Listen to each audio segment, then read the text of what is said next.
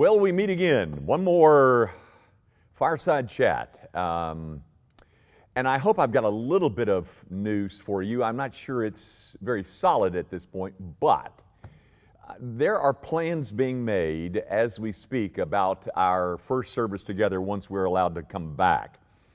We're looking for permission from local officials. That's what we're waiting on. And we somewhat think it might be the second week in May.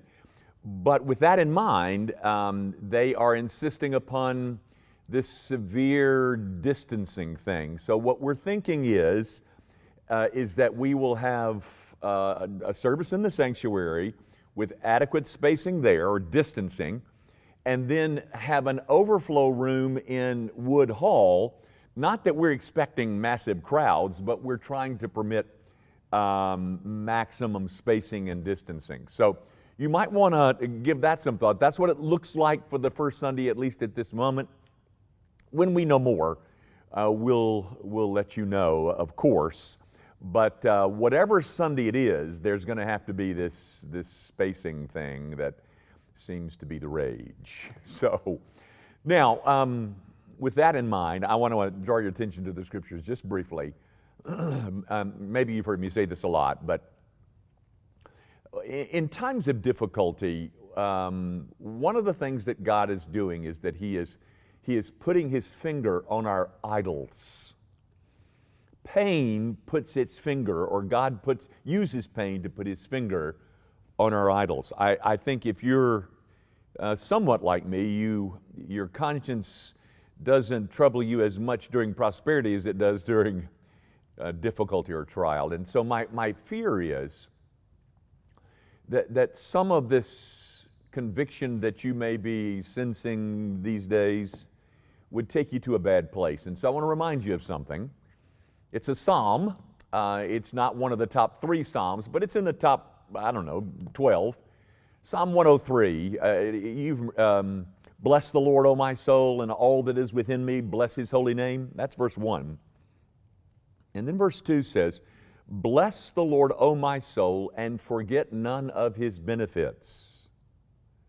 So, see what he's doing? As I said last week, the psalmist is talking to himself. He's talking to his soul, and he says, soul, don't forget any of the grand benefits. And if you look this up, this is really rather thrilling. This is Psalm 103, verse 2, I think. The first benefit that he mentions is that He forgives all our iniquities. When the psalmist got ready to remember benefits, the thing that comes first into his mind is forgiveness. The psalm goes on to say, and heals all our diseases.